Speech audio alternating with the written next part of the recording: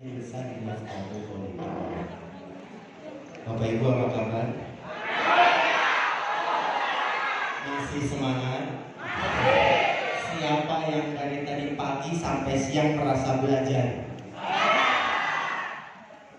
Belajar yang Bapak Ibu lakukan pagi sampai siang tidak akan pernah dapat hasilnya kalau Bapak Ibu tidak diaplikasikan. Siap berproses?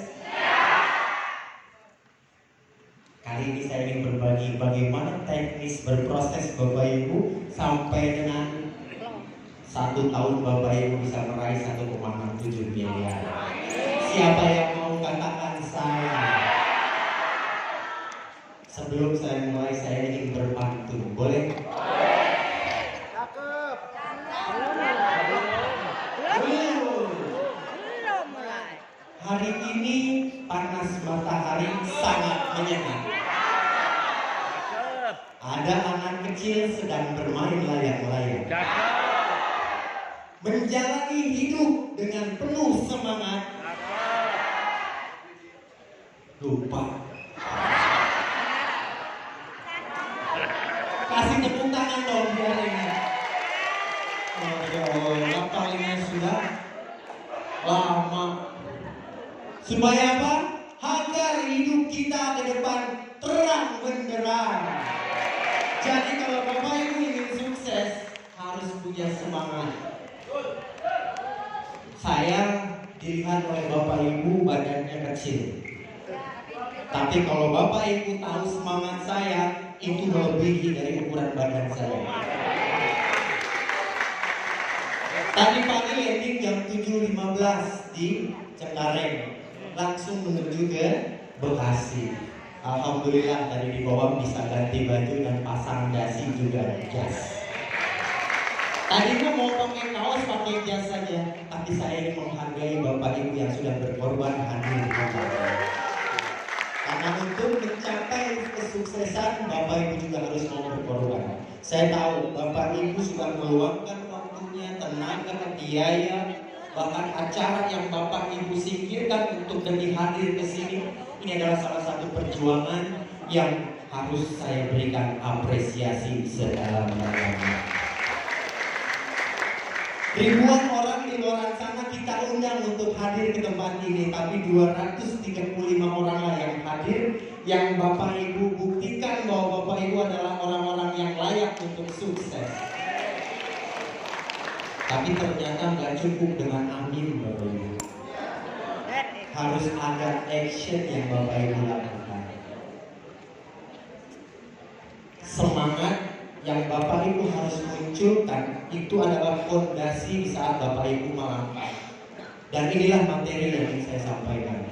Karena satu-satunya pekerjaan kita adalah menemukan orang yang sama seperti kita. Menemukan orang yang ingin hidupnya berubah lebih baik ke depannya.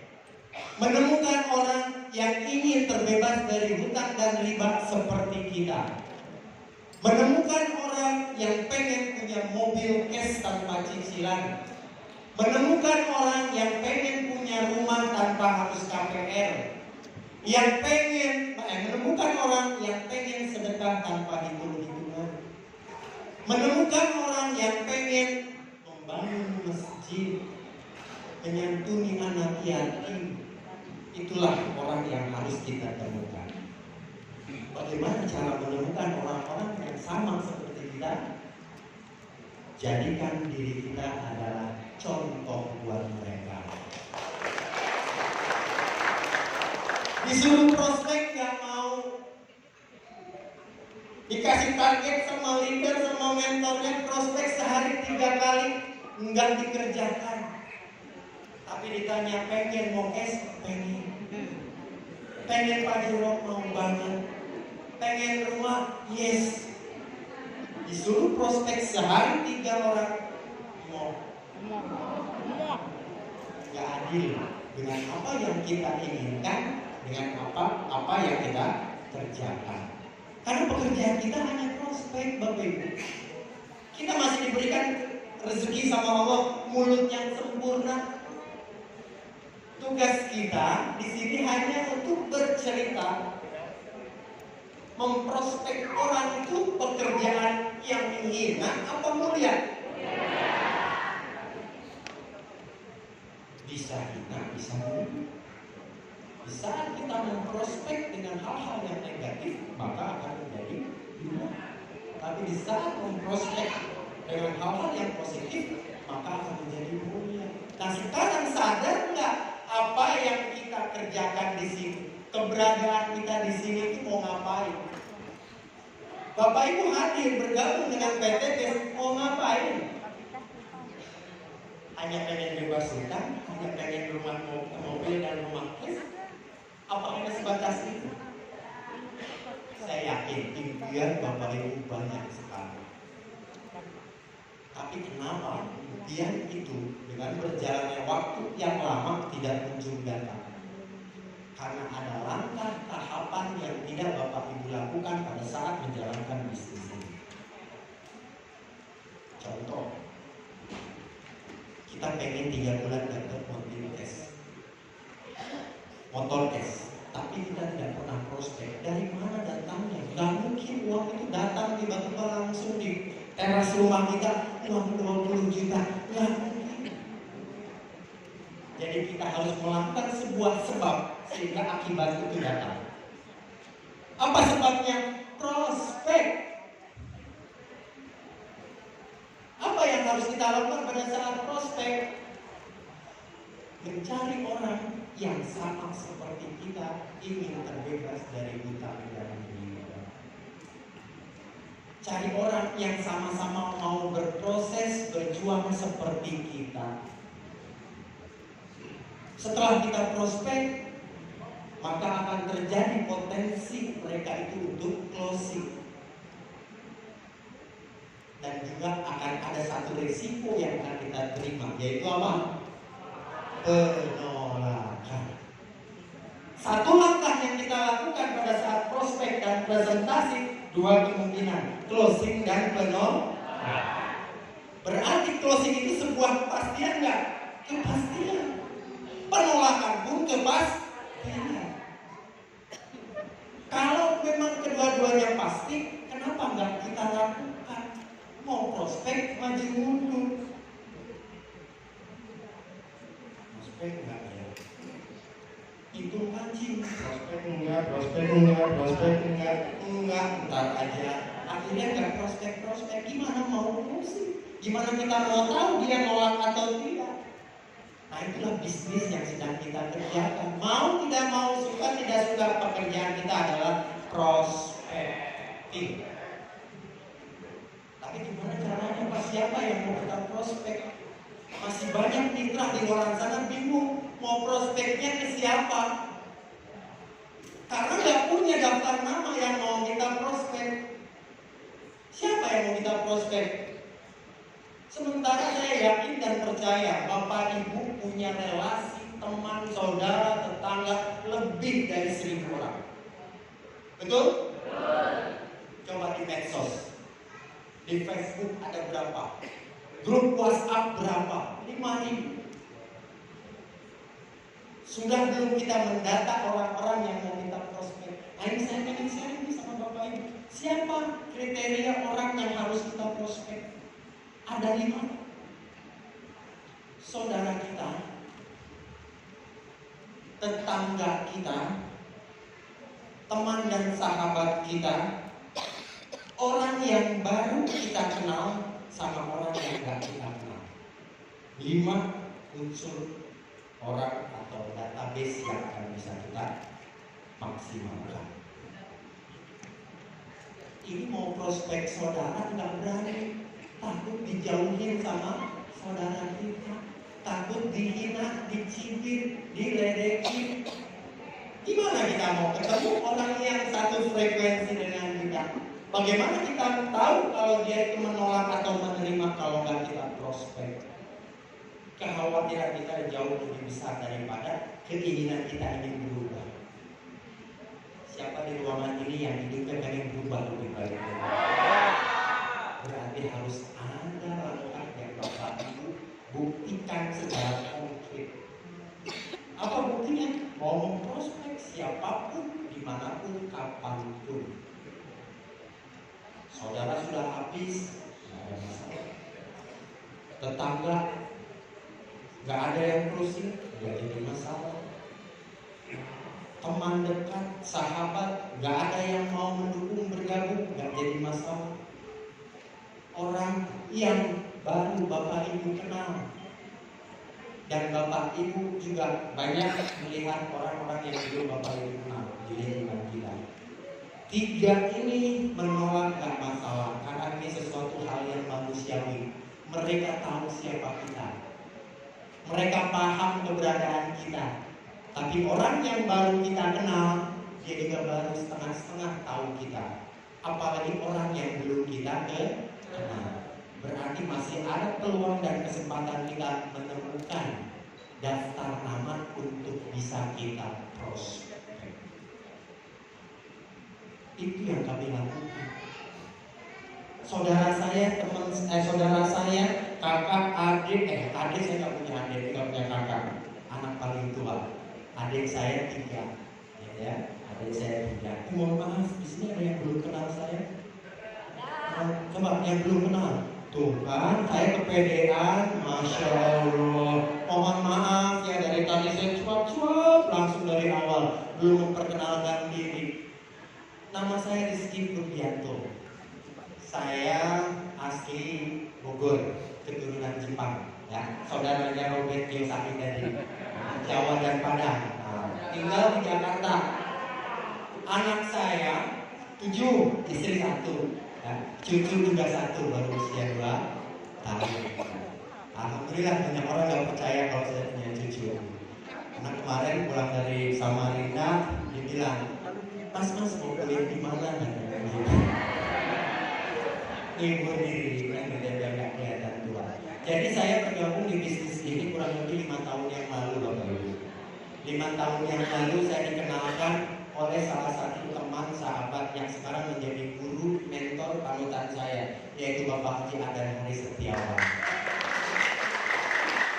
26 Maret 2018 saya dipresentasi, tanggal 28 saya putuskan bergabung. Tanggal 1 April saya jalankan sampai dengan tanggal 7, 136 orang yang saya ajak, mereka semua menolak. Alhamdulillah. Daftar nama ke 137, 138, 139, 140, 141, mulai satu persatu ada yang bergabung. Salah satunya Bu Haja Linda dan Bapak Haji Wirawan. Alhamdulillah sekarang jaringan yang ada di bawah Bu Haja Linda dan Pak Wirawan itu kurang lebih sudah ada 87.000, termasuk Bapak Ibu. Dari mana 87.000 tadi? Dari 1 orang. Habis itu ketemu Mas Petrus, ketemu Mas Ivan Krisnandri, ketemu Budian Rianti, Mas Heri Prabowo, Bu Elisa yang di Cikarang. 8 orang pertama saya bangun bisnis ini. Dari mana ketemunya? Dari 114 yang belum saya prospek. Karena pada saat saya memutuskan bergabung, saya langsung membuat daftar nama. 250 orang yang saya kenal dan baru saya kenal, saya tulis dalam buku. Tinggalnya di mana, namanya siapa, pekerjaannya apa, saya tulis. Makanya ketemulah 136 yang saya prospek, sehari 10 orang saya temui. Masuk ke 137 setelah penolakan tadi mulai ketemu. Jadi ini prosesnya, Bapak Ibu. Kami di sini menjelaskan bukan hanya sebatas teori, karena para mentor narasumber yang bicara di sini adalah mereka seorang praktisi, pelaku bisnis. Kami bukan seorang motivator, tapi kami berharap kami menjadi inspirasi banyak mitra di sini, bahwa kami pun sama melakukan hal yang sama dengan Bapak dan Ibu pada saat start awal memulai bisnis ini. Awalnya hanya ingin ada perubahan dalam hidup saya. 2017 kondisi saya kurang menyenangkan. Jadi karena itulah saya punya alasan kenapa mengerjakan bisnis ini. Dan hari itu juga saya mencari tahu apa yang harus saya kerjakan. Ternyata ini arahan dari mentor, guru, sekaligus wasilah saya. Saya disuruh mengerjakan tahap demi tahap apa yang akan saya sharingkan kepada Bapak dan Ibu. Mudah-mudahan yang sedikit ini bisa jadi manfaat. Jadi yang kita kerjakan adalah prospektif dengan membuat daftar nama. Oke, Bapak Ibu tadi yang belum kenal sudah kenal ya. Insya Allah nanti di luar sana kalau papasan kita saling menyapa, oke? Saling menyapa, saling mengenal ya. Insya Allah dengan saling mengenal kita terus bangun silaturahim, rezeki kita akan didapatkan oleh Allah SWT.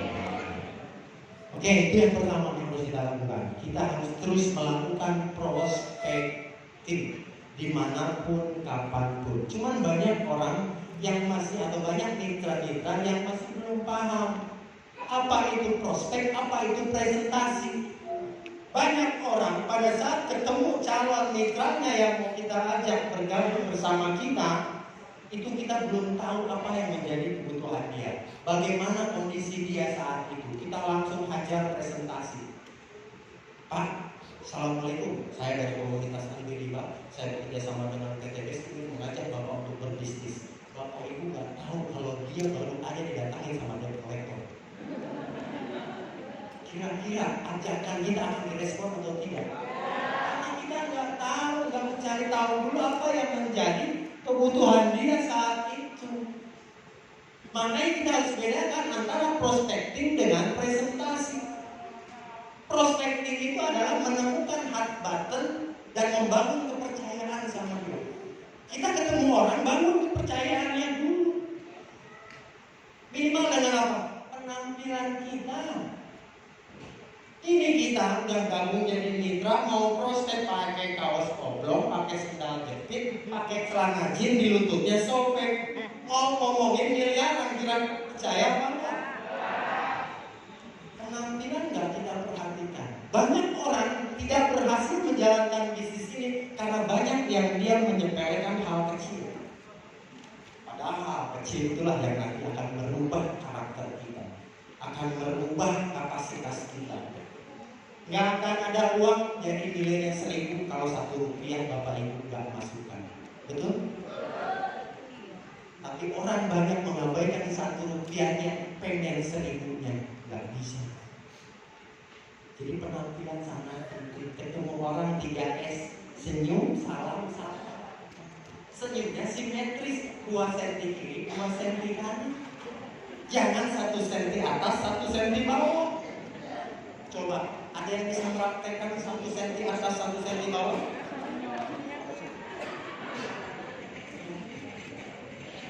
Ada sih jaga image gimana? Yang penting mereka ini tiap hari masuk.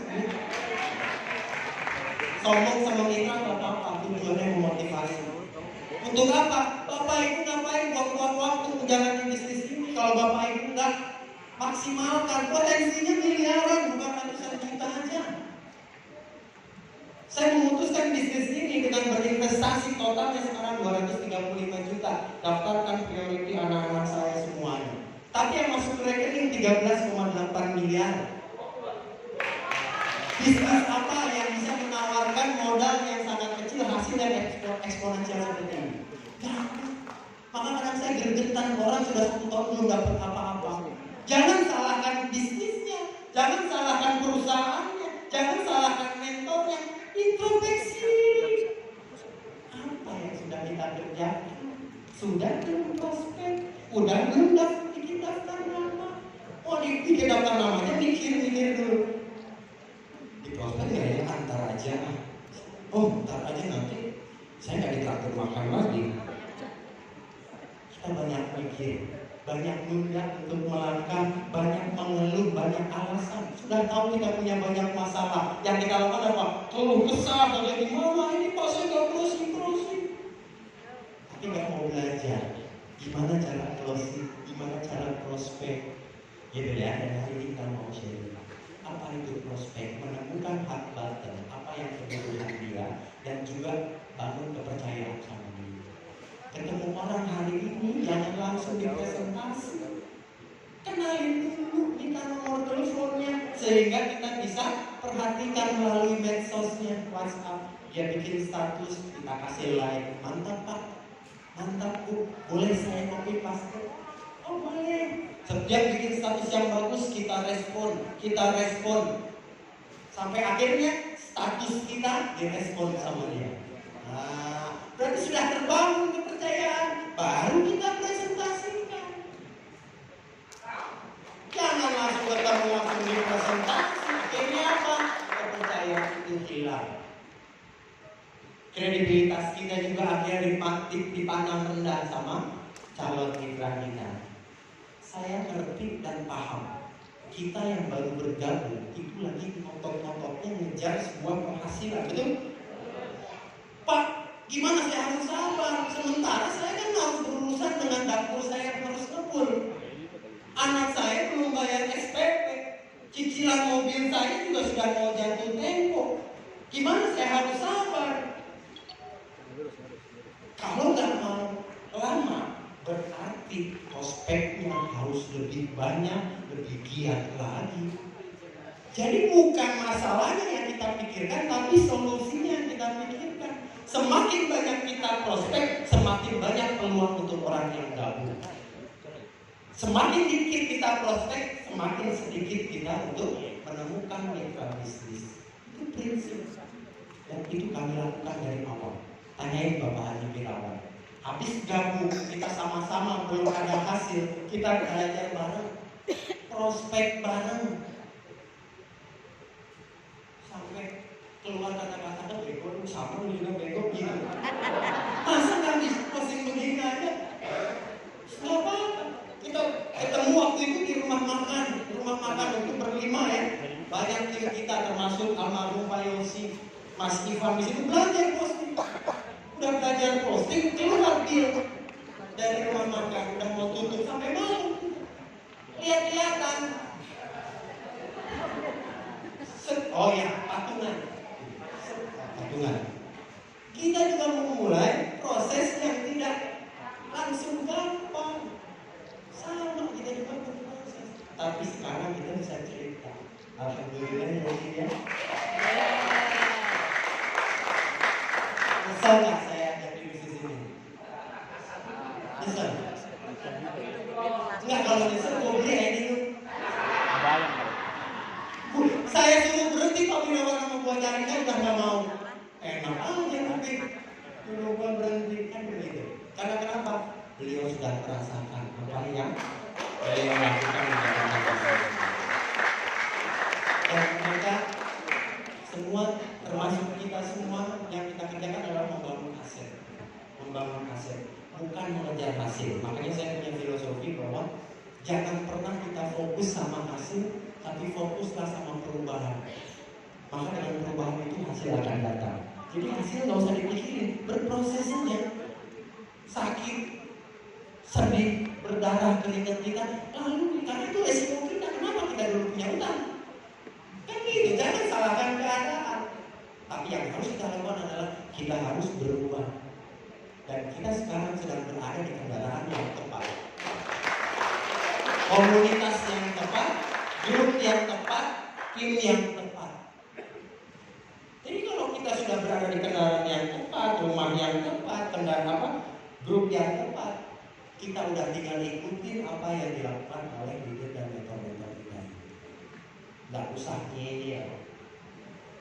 Amati, tiru, manut. Oke, siap. Yes. Prospek, siap. Jangan pernah berharap hasil. Buat target tadi Pak Luhan bilang apa? Sehari 7. Berarti seminggu berapa? 35. Berarti kalau 1 bulan berapa? 210. 210 hukum probabilitas keberhasilan 10%. Berarti 21 orang. Dari 21 orang, 1% saja berapa? 2 aja bisa sukses di bisnis ini. Sebulan belum ketemu 210 prospek, jangan pernah pulang. Kalau kita pengen berubah cepat, kalau mau lambat, enggak. Ya. Prospecting adalah proses mencari dan bertemu seseorang dengan tujuan menambah database. Jadi yang kita lakukan adalah menambah database. Gimana kita mau menemukan database yang banyak kalau nggak kita memprospek sebanyak-banyaknya orang. Sementara kita sudah tahu tadi prospek itu adalah membangun kepercayaan dan mencari hak batan apa yang menjadi kebutuhan orang tadi. Prospek dulu seminggu 35, bisa jadi 35 orang yang kita prospek ini dipresentasikan minggu kedua. Sambil presentasi orang yang 35 tadi, kita carikan lagi 35 orang baru yang akan kita presentasikan lagi di minggu ketiga.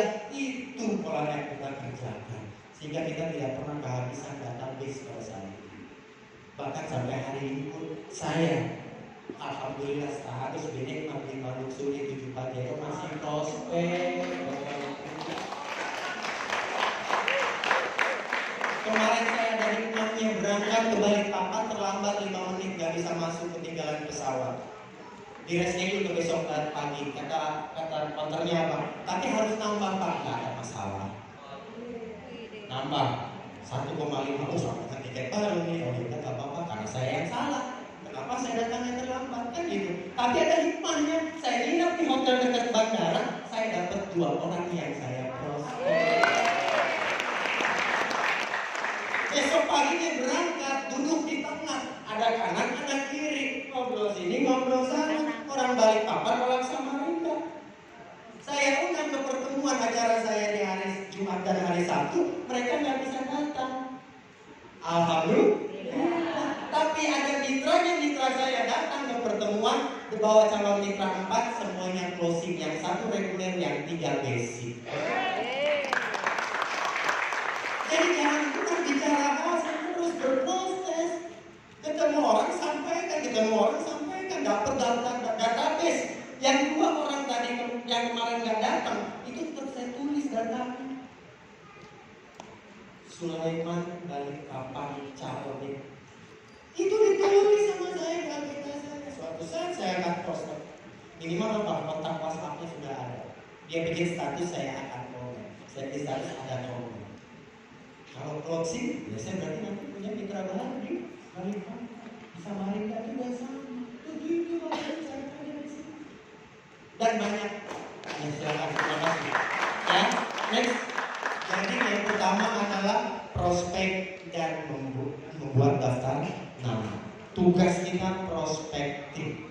Membuat daftar nama itu menjadi modal kita untuk melakukan sebuah prospek. Kalau kita nggak punya daftar nama, berarti kita nggak punya bekal untuk prospek. Akhirnya bingung, kita habis dari sini mau ngapain. Kenapa banyak mitra yang kebingungan, Pak saya harus bagaimana? Karena dia nggak tahu polanya. 5 orang tadi, 5 kriteria tadi nggak dikelompokkan sama teman-teman. Coba buat nama saudara semua, saudara bapak, ibu, kakek, nenek, sepupu, tulisin aja dulu, sampaikan ke mereka semua. Kalau mereka menolak, anggap saja ada 500 orang yang menolak saudara kita, berarti ada 500 orang yang Allah akan siapkan untuk mau bergabung dengan kita. Itu sudah hukum alam itu. Orang itu nggak semuanya akan suka sama kita, tapi nggak juga orang itu tidak suka semuanya sama kita. Itu yang harus kita pahami dalam menjalankan bisnis ini. Jadi kalau misalnya kita sudah paham resikonya, kenapa nggak kita kerjakan? Setelah kita prospek, setelah kita punya daftar nama, terus kita melakukan prospek, apa langkah selanjutnya? Ini kita punya target 30 hari ke depan tadi yang saya bilang. Kalau daftar nama itu kita buat 1 minggu 35, sebulan 210, berarti kegiatan setiap hari itu kita sudah punya schedule-nya 7. Lihat hasilnya di akhirnya di 30 hari kemudian apa yang Bapak Ibu akan rasakan. Pasti akan berbeda pada saat Bapak Ibu Senin Kemis prospeknya. Kalau nggak ditanya sama leader, sama upline, nggak prospek. Pada saat ada yang merespon sama kita, baru kita prospek. Yang wajar lambat untuk dapetin hasilnya. 30 hari cara mengundang, bagaimana membuat janji bertemu. Setelah prospek, untuk menghadirkan ke presentasi, untuk menyampaikan presentasinya, bisa Bapak Ibu lakukan 2 hal. Yang pertama apa?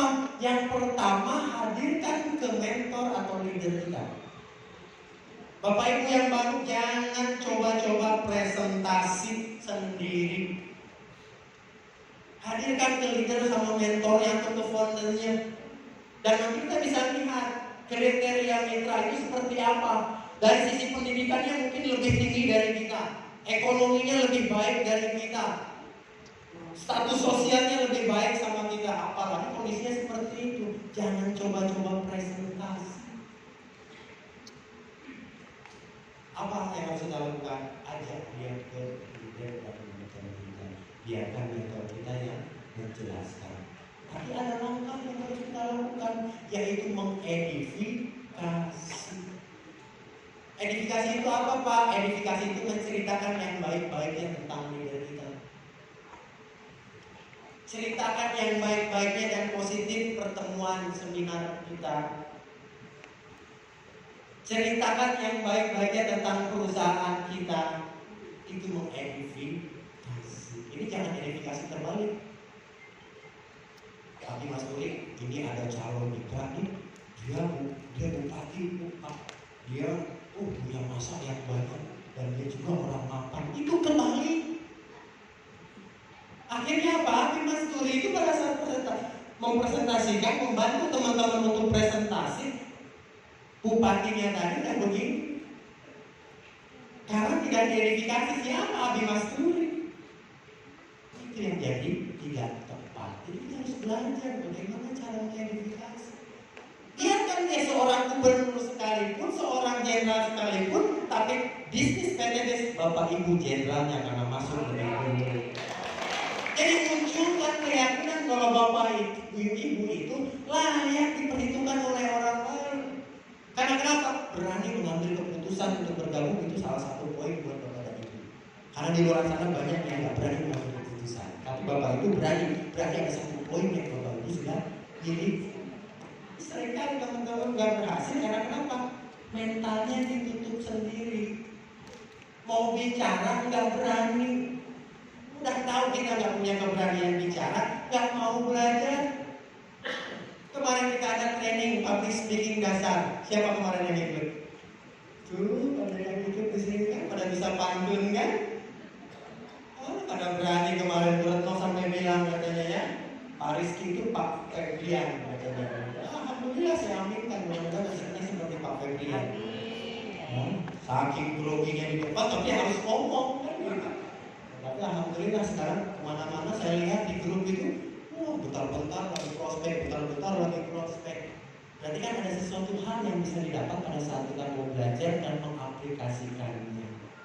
Ya, jadi prosesnya seperti itu. Daftar nama untuk prospek dan bikin target 30 hari ke depan Bapak Ibu lakukan. Kalau 30 hari ini Bapak Ibu lakukan, itu akan terbiasa. Masuk ke 30 hari berikutnya, itu kalau nggak ngerjain ini pasti akan ada sesuatu yang kurang. Berarti kuncinya apa? Bapak Ibu tidak membiasakan diri untuk melakukan aktivitas bisnis ini. Jadi wajar kalau tidak mendapatkan sesuatu. Siap berubah? Siap. Next ya, 30 hari ke depan cara berjanji bertemu, cara mengundang gimana. Jadi cara mengundang itu jangan langsung to the point. Baru ketemu udah langsung mengundang. Prospek dulu. Ketemu orang baru berarti bukan diundang untuk hari ini. Kecuali pada saat kita prospek ngobrol, Pak dari PTBS ya, saya sudah lama sekali saya mengenal ini dan saya ingin bergabung. Kebetulan Pak, hari Selasa saya ada pertemuan yang di Gria Bulan Sari. Ayo datang. Langsung ke the point, gak apa-apa. Ini yang kita ngobrol yang belum tahu apa-apa, kita langsung undang ke seminar. Nah itu yang jadi gak tepat. Banyak terjadi tidak closingnya itu ya karena langkah kita sendiri. Perbanyak database sehingga kita mudah untuk mengundang ke pertemuan. Dan cara mengundang jangan di broadcast bagaimana? Jangan di broadcast. Assalamualaikum Pak, apa kabar? Sehat? Perkenalkan saya dulu. Jangan proses datang sendiri. Mereka akan scroll. Karena kita nggak menghargai dia. Coba kalau Bapak Ibu bilang, Bu Cucu, apa kabar? Si Papi juga. Alhamdulillah baik. Coba kalau saya scroll, Bapak Ibu apa kabar? Di share pakai grup share. baik, baik atau jadi ketika. Nah, kita harus tahu cara mengundang pun harus kita lebih elegan dan siapkan tiket. Apalagi jadwal seminarnya jelas di tempat hari Sabtu, di hari Selasa, di bulan Sari. Bikin cetakan undangan setiap ketemu orang yang memang kita mau undang, kita berikan tiket. Silakan hadir. Datangnya ke sana, acara apa? Pokoknya bapak nanti di sana tahu bagaimana cara terbebas dari hutang dan riba. Sementara dia lagi punya masalah dan dia juga punya hutang yang banyak. Apalagi kita tambahin, bapak tahu nggak dosa riba itu seperti berzinahi utang 30 kali. Marah dia belum terima dengan kondisi itu, gitu. Kita belum kenal baik, dia belum juga terbangun kepercayaan, kita langsung intervensi dia dengan kata-kata ini. Nah itu yang bagus. Ya itu kita harus belajar bagaimana cara prospek, cara presentasi. Kita harus sering berinteraksi, kita harus sering berinteraksi, jangan banyak diam. Jangan banyak diam, harus sering interaksi. Seperti bapak ibu di grup, siapa yang masuk grup binaannya? Leadernya. Siapa yang sudah masuk grup binaan leadernya masing-masing? Yang belum masuk siapa? Yang gak ngacu gimana jadinya? Siapa di ruangan ini yang sudah masuk grup binaan grupnya masing-masing? Semua sudah? Aktif nggak di grup itu pertanyaannya? Aktif ngelihat apa aktif merespon? Merespon dibalas dengan chatan atau dibalas dengan kata-kata? Kata-kata berarti tidak aktif. Oh dia, oh aktif juga. Alhamdulillah. Ini banyak grup dibuat tapi jadi seperti kuburan. Ada 2 orang yang rame, sementara penghuninya 250 orang. Yang aktif 2 orang itu lagi yang lainnya. Disapa juga. Pantes aja rezeki juga mau datang lewat lagi karena kita tidak merespon segala sesuatu yang ada di depan kita. Itu yang kita. Makanya Bapak Ibu kalau mau sukses di sini, turunkan juga ego kita. Jangan melihat siapa kita.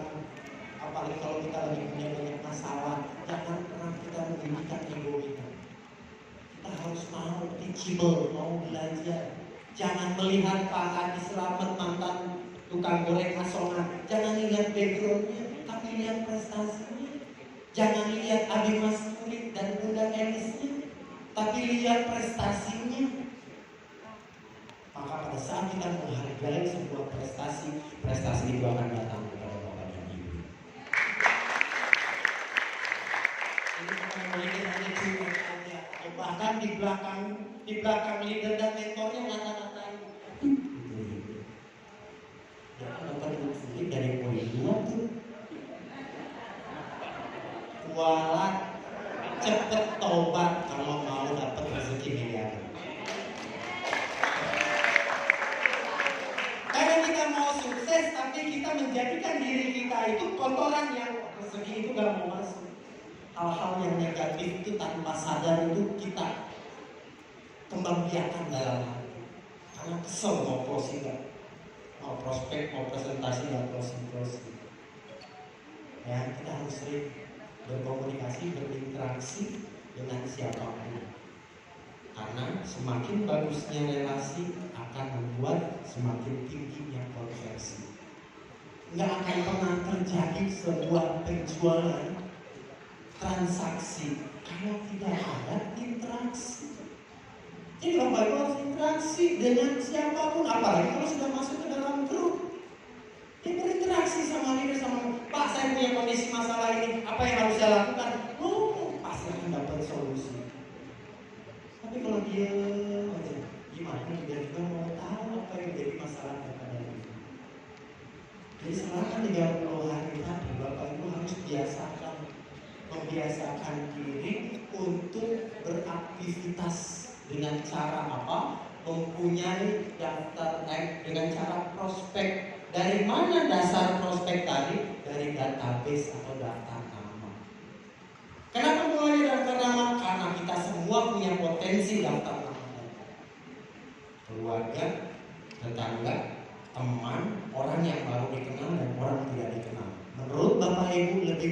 orang yang kita kenal apa orang yang tidak dikenal? Berarti peluangnya sangat besar. Kenapa nggak kita lakukan itu? Karena kita tidak mau belajar, kita tidak mau berproses, karena kita pengen hasil yang instan. Ini bukan bisnis investasi, tapi ini real bisnis yang harus ada interaksi.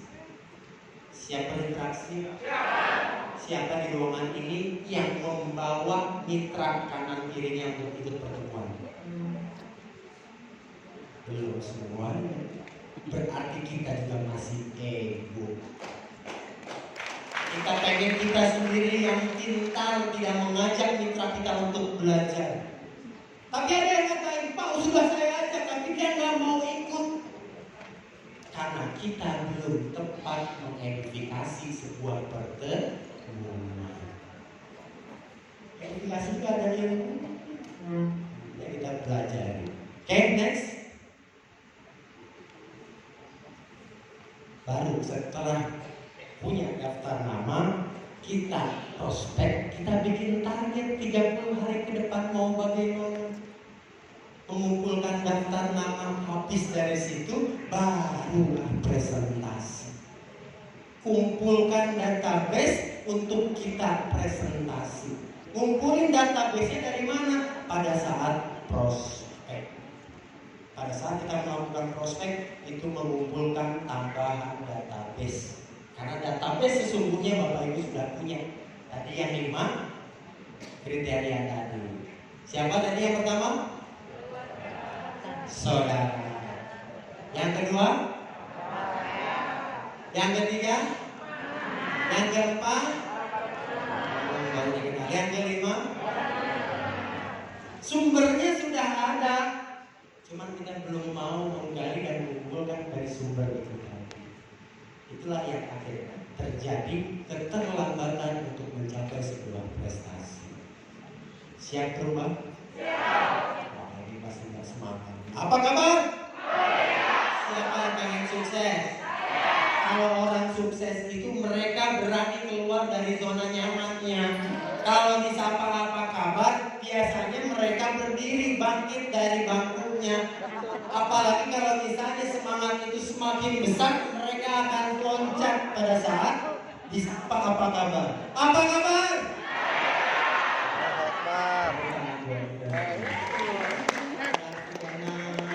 Gak tahu terpesona sama rambut yang ada ini. Apa saya gak tahu. Sekarang lihat semangat lagi. Tangan kanan di atas. Ke sebelah kanan geser tangannya. Papa. Bu. Jangan ngantuk ya. Kalau ngantuk, saya tunjuk ya. Tangan kirinya angkat. Tangan kirinya angkat. Geser ke sebelah kanan. Papa. Bu. Jangan ngantuk ya. Ada orang bilang di depan.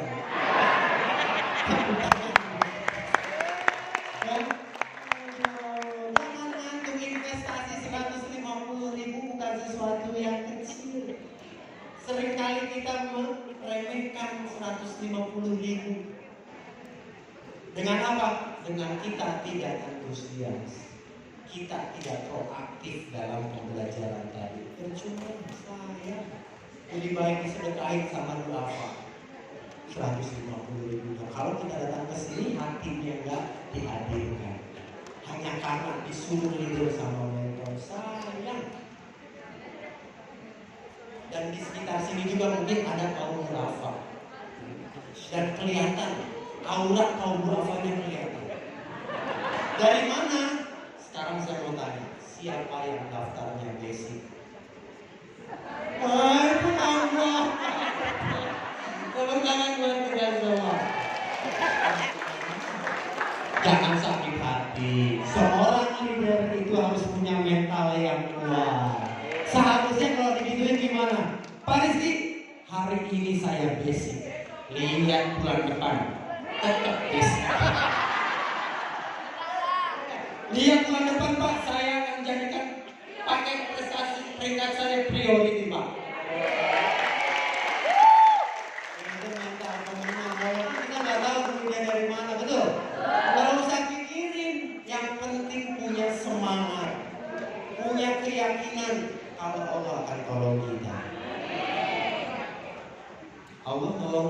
itu akibat.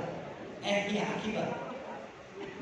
Allah nolong kita itu akibat. Sebabnya apa? Sebabnya pada saat Bapak Ibu di sini buat daftar nama, prospek, buat target, presentasi, terus apa lagi?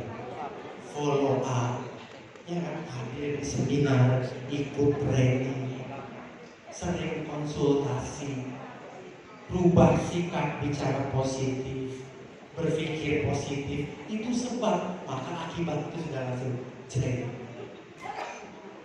Ini buat daftar nama mau, prospek nggak mau, seminar enggak, home sharing enggak, tapi pengen ngokes ngimpi. Siap berproses? Ya, presentasi enggak kalah penting. Presentasi kalau Bapak Ibu sudah peraih motor cash bisa langsung presentasi. Tapi kalau yang mitra baru, libatkan leader untuk bantu presentasi dengan cara mengedifikasi leader yang mau kita minta tolong. Jadi jangan merasa kita bisa dulu. Pak, saya pelaku MLM dulunya di sana dan bintang saya ambasador. Saya nggak apa, mudah saya jalankan BTS. Mangga.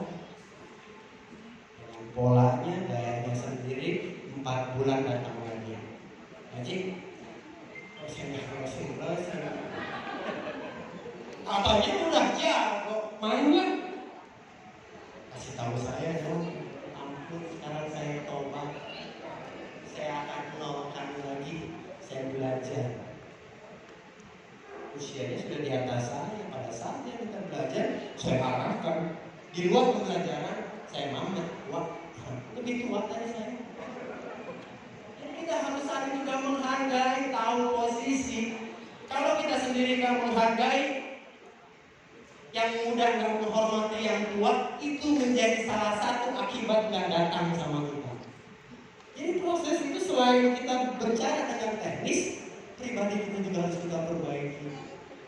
Ke seminar Bapak Ibu nih, datang ke seminar Triawulan Sari, Umi Ali sama Abi Masuri lagi siapin operator. Kang Rijal lagi siapin operator. Pak Krisno lagi buat yang ngerapihin kabel, ngerapihin bangku.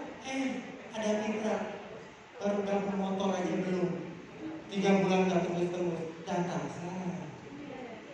Ya beres. Alhamdulillah.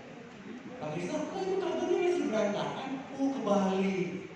Harusnya pada saat kita pengen ditolong sama Allah, akibatnya datang pada saat leader sedang mempersiapkan acara, ambil alih.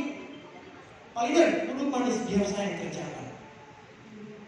Gak usah pikirin mau closingnya kapan, lakukan hal yang seperti ini, insya Allah. Closing itu akan mudah. Kadang ego kita yang membuat prestasi kita akan muncul datang. Terus mau. Siap? Siap. Teknik closing udah banyak. Teknik closing itu nanti diajarkan pada saat konseling, pada saat konsultasi sama dia. Karena setiap closing itu pasti akan berbeda. Tapi Bapak Ibu akan paham bagaimana teknis closing di saat Bapak Ibu sudah melakukan prospek yang benar. Ketahuan apa yang menjadi hambatan orang, kepercayaannya sudah muncul pada kita. Itu mudah saja untuk closing. Kenapa closing susah? Karena kita tidak melakukan tahapan dengan tepat di awal. Orang sudah punya Alphard, sudah punya kebun 100 hektar, kita tawarkan Pajero 500 juta. Kita tawarkan rumah 1 miliar, dia sudah punya rumah 6 miliar. Kira-kira akan respon atau tidak? Karena kita tidak paham di awalnya pada saat proses. Jadi kita pahami Bapak Ibu 5 kali menghadirkan calon mitra ke leader atau mentor. Bapak Ibu ikut mendengar, mengamati, ke-6, ke-7 dan seterusnya Bapak Ibu akan paham. Karena tidak membiasakan saja dan tidak membangun chemistry atau menyatukan frekuensi dengan leader dan mentor kita. Jangan menjauh sama leader sama mentor itu, jangan menjauh. maka semakin jauh energi positifnya kalau kita menjauh sama leader. Apalagi ngomongin di belakang. Nah itu yang harus kita perbaiki. Ya, jadi nanti follow up ini akan berdampak kepada hasil akhir atau closing tadi. Kalau follow up Bapak Ibu tidak lakukan, maka akan sia-sia pekerjaan kita dari buat daftar nama, prospek, presentasi. Closing itu betul-betul akan jauh dari kehidupan kita kalau kita tidak melakukan follow up. Nah, seringkali banyak kita tertahan di proses follow up. Udah itu kita sungkan mau menanyakan lagi, betul? Malu, apalagi nggak ada respon. Dijawab di WA pagi, jawabnya besok subuh. Yang biasanya kita WhatsApp checklist 2, ini checklist 1. Udah makin sungkan saja kita untuk memfollow up. Dulu kami pada saat memfollow up itu, kalau yang deket saya samperin. Datang habis seminar, besoknya saya datangin lagi untuk diskusi. Gimana Pak? Yang kemarin waktu kita hadir di pertemuan, ada yang bukan jelas atau menurut Bapak bagaimana bisnis yang saya tawarkan ini? Kira-kira menarik atau tidak? Perjelas dia mau atau tidaknya. Jadi Bapak Ibu kalau misalnya sudah mengundang ke pertemuan terus Bapak Ibu nggak follow up, sayang.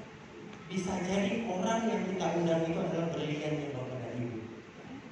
Kita dituntut untuk bagaimana kita melakukan follow up tadi, perjuangan tadi, gitu ya. Jadi kalau misalnya kita sudah presentasi, jangan lupa untuk follow up. Kapan follow up-nya? 2 kali 24 jam.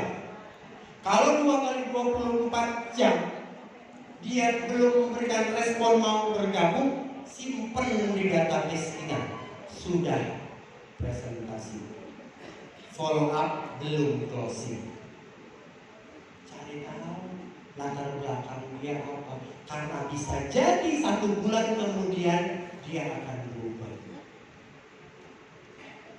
Di akhir kita follow up yang 2 kali 24 jam, pertanyaan sama beliau, Pak, kalau nanti ada yang mengajak Bapak untuk bergabung juga di Best Corporation ini, ingat wajah saya ya Pak. Doakan biar saya bisa sukses di sini. Assalamualaikum. Ini pada saat dia tidak merespon, menolak, malah sakit hati. Jauh saya kesini, pakai ongkos kesini. Basic aja nggak mau. Ya. Jadi follow up itu penting. Itu hasil akhirnya menentukan hasil atau tidaknya. Tetap Allah. Karena yang punya hati orang yang kita prospek siapa? Kita hanya berpikir semaksimal mungkin. Masih belum? Oh berarti belum yang terbaik. Tapi jangan dihilangkan database tadi. Dicatat. Bisa jadi 1 bulan kemudian, 6 bulan kemudian, 1 tahun kemudian dia akan bergabung dan dia jadi berlian kita.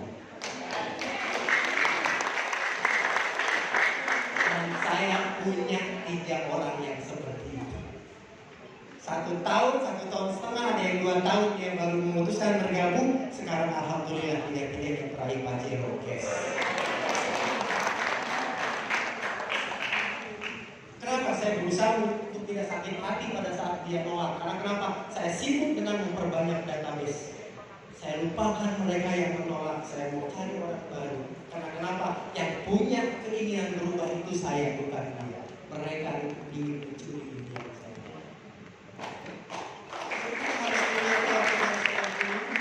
Jadi teknik closing akan berdampak kepada bagaimana kita follow up, bagaimana kita tepat memberikan sebuah presentasi. Jangan-jangan teman-teman tidak tepat memberikan presentasi karena nggak paham. Modal dasar kita untuk presentasi memahami 4 pilar yang tadi Mulyais jelaskan. Itu pondasi Bapak Ibu. Pondasi untuk Bapak Ibu bisa berpresentasi. Siapa perusahaan, apa produk, bagaimana marketing plan, seperti apa support sistemnya. Itu modalnya, nggak ada yang lain. Dan dibantu dengan performa terbaik itu. Kira-kira kalau saya nggak pakai dasi, dengan pakai dasi keren apa?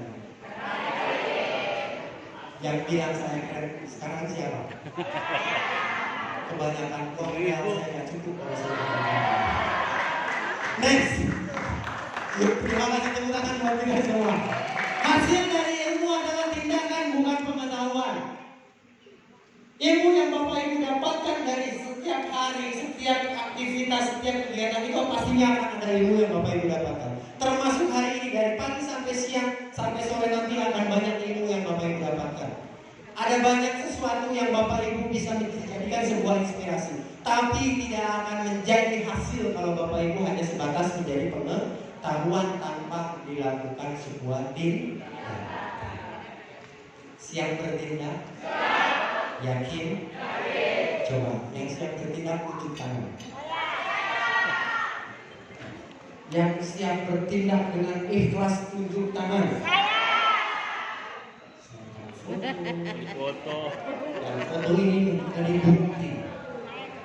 1, 2. Yang belakang mulai berdiri. 1, 2. 1, 2. Foto ini udah semua dapat. Bisa diperbesar. Pada saat pertemuan training berikutnya Abi Masuri bikin wajah-wajah ini nggak ada, berarti muntah.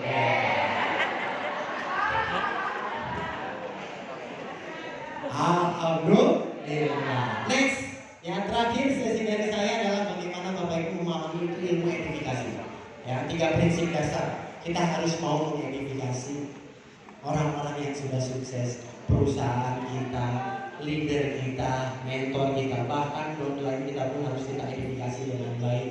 Calon mitra kita pun harus kita edifikasi dengan baik.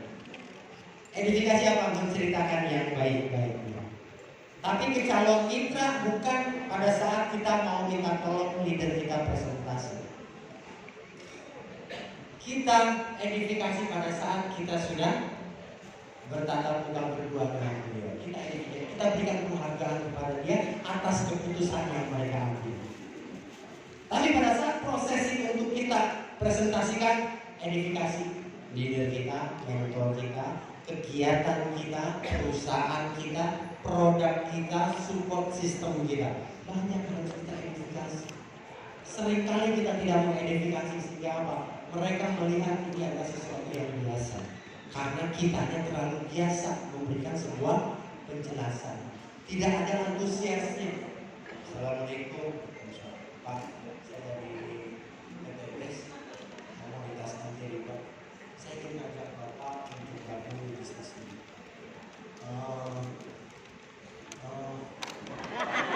Kira-kira orang yang kita ajak bicara gimana?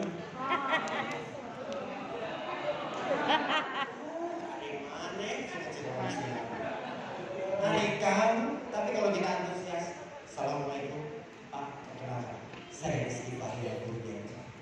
Saya asli orang Jepang Pak, keturunan Jawa dan Padang. Saya dari komunitas sahabat karib. Saya punya visi dan misi Pak, dan saya ingin berbagi informasi ini kepada Bapak. Kira-kira Bapak punya waktu 2 menit? Ya silakan. Siapa? Kami punya program. Kami ingin membantu sebanyak-banyaknya orang terbebas dari gangguan riba. Menurut Bapak bagaimana? Apakah cara kami salah? Apakah langkah kami ini baik atau tidak? Bagus itu. Satu dia sudah mengakui kita. Bagus. Dan kami punya solusi juga Pak buat para petani yang sekarang kesulitan pupuk. Kita bisa mempupuk, kita bisa menekan biaya operasional dan meningkatkan hasil panen. Menurut Bapak bagaimana? Keren! Wah. Karena kita secara langsung sedang mempresentasikan. Tapi cara kitanya yang dirubah, minta pendapat. Pak, saya ingin mengajak Bapak untuk bergabung Pak. Hasilnya nanti bagus. Kalau Bapak kembangkan ini nanti dapat motor cash, mobil cash, Pajero. Nanti setelah dia, oke saya bergabung. Alhamdulillah. Semoga nanti hasil yang Bapak akan kerjakan punya banyak manfaat. Karena nanti di sini Bapak akan bisa mendapatkan motor cash 20 juta, mobil cash, dan Bapak bisa sedekahkan sama orang-orang yang menurut Bapak tidak mampu. Kata dia, saya mau sedekah cashnya kan gitu. Dan ternyata Bapak Ibu, orang yang makin banyak duitnya makin doyan duit. Betul. Tapi mereka punya visi dan misi. Uangnya itu untuk diapakan? Uangnya itu untuk dikemanakan. Mereka berpikir bagaimana aset harta dunia ini bisa bermanfaat nanti di yaumil akhir. Nah sama, kita juga harus punya niat ke arah sana. Pantaskan diri kita untuk bisa diberikan rezeki yang berlimpah sama Allah. Siap? Edifikasi yang baik-baik ya. Jangan terbalik mengedifikasi, dan sudah bahas. Terus yang kedua, konsultasi.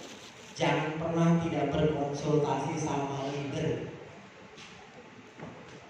Saya pernah bilang sama mitra-mitra saya, kalau teman-teman sudah meraih luxury, silakan teman-teman lakukan dengan cara teman-teman sendiri. Tapi saya tidak mencontohkan itu. Saya juga sudah meraih luxury dan tidak pernah lepas tidak konsultasi sama mentor saya, Pak Haji Adnan Arsetiawan. Setiap langkah yang mau saya kerjakan, saya selalu minta pendapat. Dan apa yang saya lakukan diikuti oleh Pak Haji Birawan Hasri.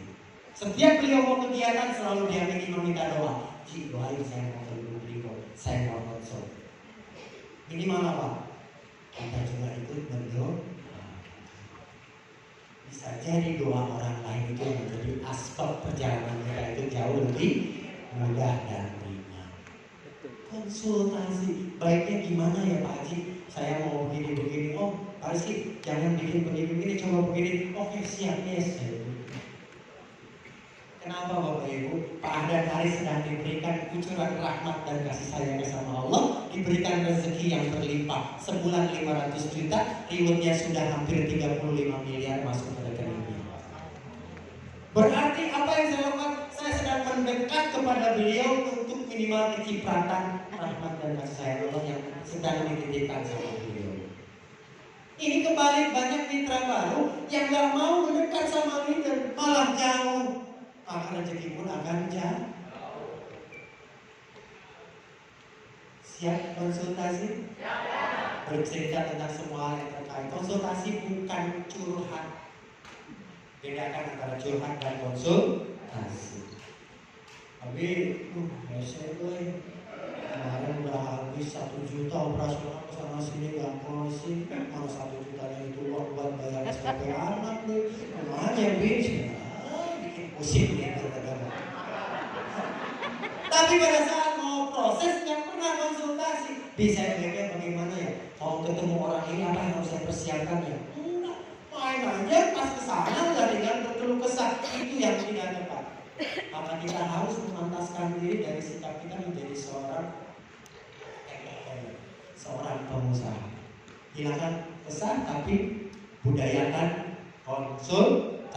Tidak pernahnya banyak yang salah itu, tidak pernah konsultasi sok mandiri, bukan yang mencari solusi malah mengeluh. Seorang kapten bercerita tentang masalah pada don lainnya, itu juga nggak boleh. Ini ada peraih motor cash curhat sama mitra barunya. Gimana mitra barunya mau semangat? Susah tau. Kamu kalau bilang susah sama mitra baru, aku mitra barunya juga makin motor aja susah. Mendingan saya pergi dari sekarang aja, entah ini susah. Yang harusnya leader itu memberikan motivasi, ini malah mengeluh. Plan-plan, bina saya dong, mitra saya nih, saya mau ketemu calon mitra di sana. Saya sibuk, saya nggak bisa. Ternyata pada saat ketiga kalinya dia bilang, sorry, nggak bisa dampingin, ada operasional. Mitra baru minta bantuan sama Primo Cash, nggak bisa dampingi hanya karena operasional. Gimana dia mau bangkit? Primo Cash bukan duit. Jangan Primo Cash ada yang seperti itu. Kenapa? Mereka tidak belajar bagaimana memanage finansial pada saat menjalankan bisnis ini. Ini nanti ada tahapannya, Bapak Ibu. Ada prosesnya, makanya jangan pernah tidak berkonsultasi.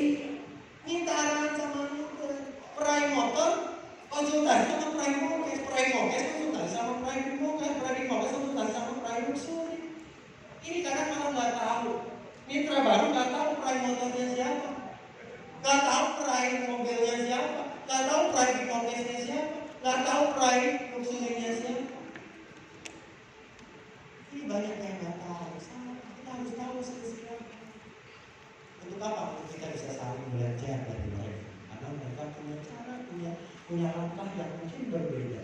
Ya, mungkin ada pas dengan kita, akhirnya kita bisa ikutin caranya. Akhirnya mereka bisa sukses. Ya, jadi yang kedua berkonsultasi kepada diri lain yang bukan dalam garis upline. Ini harus saya garis bawahi. Jangan pernah berkonsultasi sama di luar garis upline. Kalau sama sebelah crossline namanya bukan untuk berkonsultasi, tapi untuk berkolaborasi, bekerja sama menyelenggarakan acara seperti ini. Tapi kalau sudah masuk ke ranah konsultasi terkait bisnis kita, harus yang satu garis sponsornya. Nggak boleh ini cross-lining seperti itu untuk membicarakan atau konsultasi. Apalagi mengeluh, menceritakan hal-hal negatif kepada cross-line. Silakan. Berarti kita sedang membuka aib diri kita sendiri. Gimana kalau misalnya kita sudah memberikan sebuah informasi, statement yang negatif sama orang lain, berarti kita sedang menutup rezeki yang akan datang ke diri kita. Jadi bisnis ini bukan hanya sebatas kita tadi prospek, banyak hal yang harus kita perbaiki. Tapi kalau kita sibuk memperbaiki sikap tindakan kita dalam menjalankan bisnis ini, akan lebih mudah untuk melakukan sebuah jadikan bisnis adalah permainan yang menyenangkan. Dari dulu saya menjadikan bisnis ini permainan.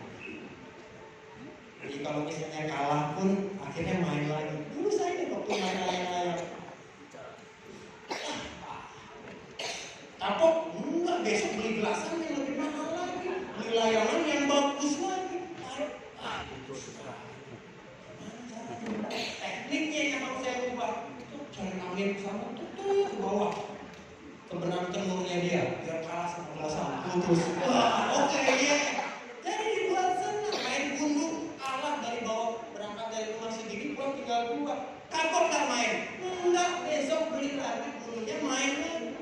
Sama bisnis ini pun begitu, ditolak, prospek lagi, ditolak, presentasi, prospek lagi, ditolak, prospek lagi, ditolak, presentasi lagi, terus sampai nanti Bapak Ibu akan dipertemukan dengan mitra-mitra. Itu konsep yang kalau Bapak Ibu ya, sukses. Next, yang ketiga, nah ini tadi cross-line, ya. Cross-line adalah sama-sama mitra. Kita semua sama mitra. Ini tentu di satu line. Ini bisa jadi kita banyak yang cross-line. Ya, cross-line sangat dibutuhkan untuk gesekan positif. Kita buat gesekan positif. Cross-line berapa? 2. 3 dong. 5 dong. Besok 5 ya.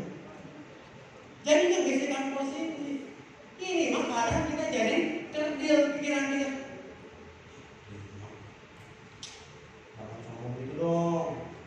Susah tahu cari mitra. Diberikan gesekan positif malah untung. Nah ini yang harus diperbaiki tadi yang taman dan harus kita perbaiki. Jadikan gesekan itu menjadi semangat baru seperti yang tadi Coach Wan sampaikan. Ada yang nolak apa sahabat yang bodoh amat yang penting gua sukses. Ini yang nolak satu bodoh, tiga bodoh. Habis itu mundur teratur ke belakang. Ada upline modal. Oh handphone error, grupnya udah kepenuhan nih, mohon maaf ya saya lihat dulu dari grup. Nah, berarti itu belum mau sukses. Ya, next. Terakhir, masih nih good team player. Ya. Good team player itu harus Bapak Ibu bentuk. Bisnis ini nggak bisa kita kerjakan dengan sendirian.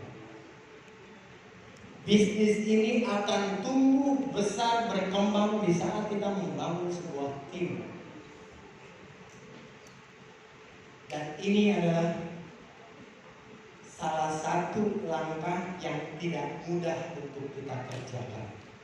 Karena membentuk sebuah tim adalah menyatukan berbagai macam kepala untuk kita jadikan satu komunitas. pendapat A, pendapat B, pendapat C, pendapat D, itu akan berbeda-beda. Jadi tidak mudah membentuk sebuah tim. Tapi kita akan mempunyai tim yang hebat, yang baik di saat kita membentuk diri kita menjadi diri yang terbaik. Kita harus mau mendengarkan orang lain. Kita harus menghargai orang lain. Kita harus menghormati orang lain. Maka mereka pun akan melakukan hal yang sama. Kalau sudah seperti itu, maka membentuk sebuah tim akan jauh lebih mudah. Tapi kalau kita ingin membentuk tim yang kita kedepankan ego kita, itu akan menjadi lebih sulit untuk kita mempunyai sebuah teamwork. Jadi good team player itu adalah bagaimana kita menjadi seorang pemain yang baik di dalam sebuah tim. Siapa tim teman-teman? Downline teman-teman, upline, leader, dan founder. Itulah tim teman-teman. Posturkan diri teman-teman itu adalah pemain terbaik di dalam tim teman-teman.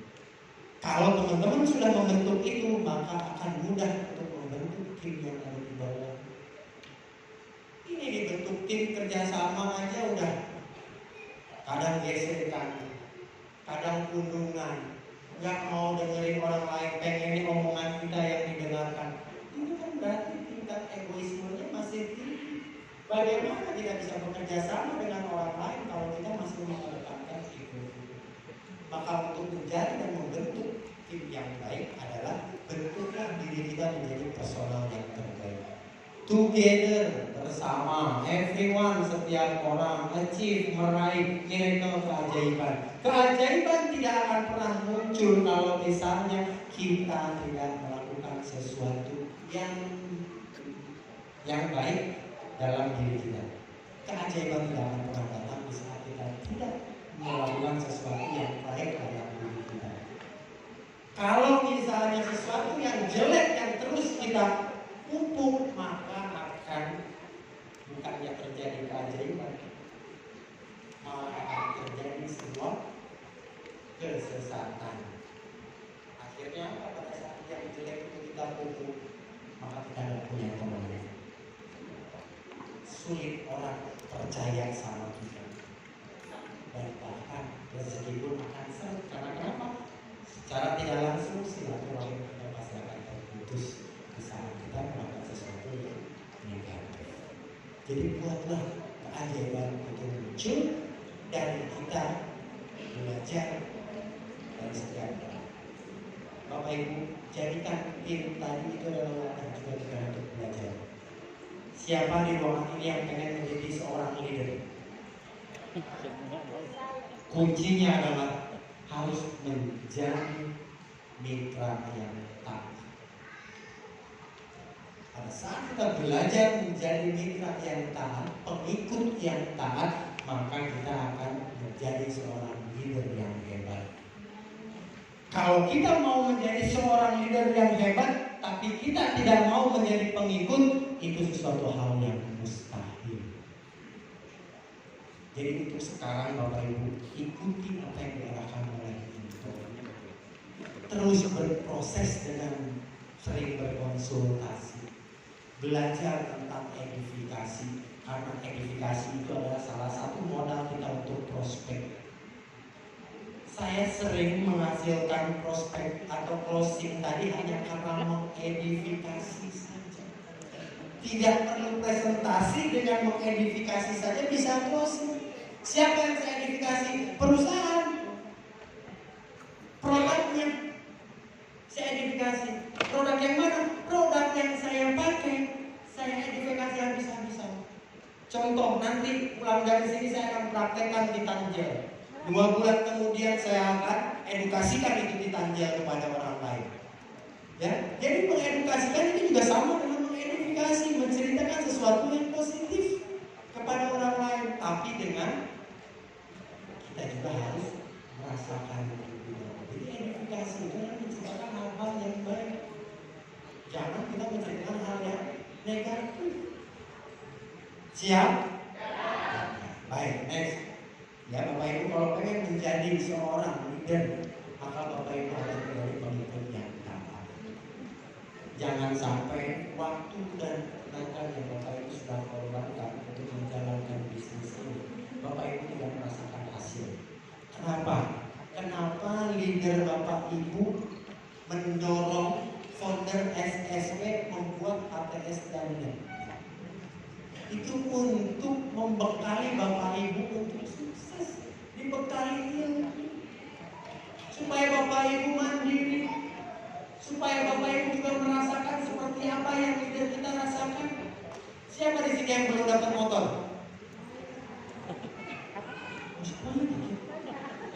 Banyak. Yang belum dapat motor angkat tangan. Saya. Itu.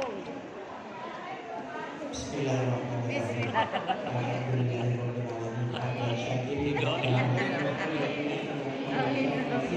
Ya Rabbana wa lakal hamdu wa lakal syukru wa Allahumma sholli ala Muhammad wa ala ali Muhammad. Allahumma ya Allah, pandang dan tatap kami yang sedang mengangkat tangan. Mereka ingin mendapatkan hasil dari menjalankan bisnis ini. Mereka siap untuk berubah, mereka siap untuk bekerja keras. Ya Allah, mudahkan langkah mereka untuk mencapai prestasi tadi. Allahumma ya Allah, orang semua yang hadir di tempat ini kabulkan semua hajatnya ya Allah. Al-Fatihah.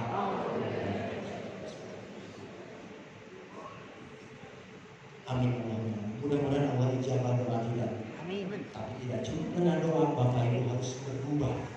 Kebiasaan Bapak Ibu yang dulu, yang hanya prospek Senin Kemis, yang hanya satu orang dalam waktu 3 hari, atau bahkan satu orang 1 minggu kita prospek, kita ubah. 1 hari 7 orang, 1 hari 7 orang, 1 hari 7 orang, 1 hari 7 orang. Gak peduli gabung atau enggak, 1 hari 7 orang, 1 hari 7 orang. Insya Allah Bapak Ibu akan menemukan mitra-mitra berlian Bapak Ibu melalui wasilah ini. Wassalamualaikum warahmatullahi wabarakatuh.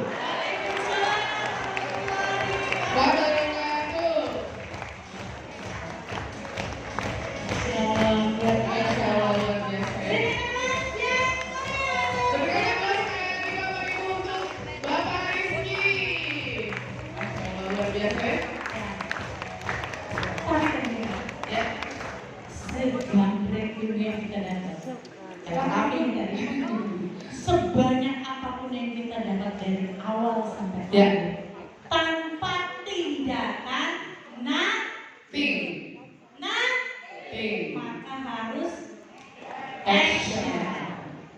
Berikan aplaus untuk kita semua. Iya, jadi memang seperti itu ya. Awalnya niat bergabung lalu dijalankan. Apapun itu bisnis yang pengen kita ya. Iya benar, luar biasa. Rekan acara selanjutnya apa benar? Alhamdulillah sebenarnya kita sudah memasuki waktu asar. Ya, tapi sebelum itu kita bisa recognition. Betul. Pada kesempatan kali ini kepada Umi Hajah Elis Ratnasari akan memperkenalkan Bapak Ibu kepada semua tim leader di Smart City. Ya, mari Bapak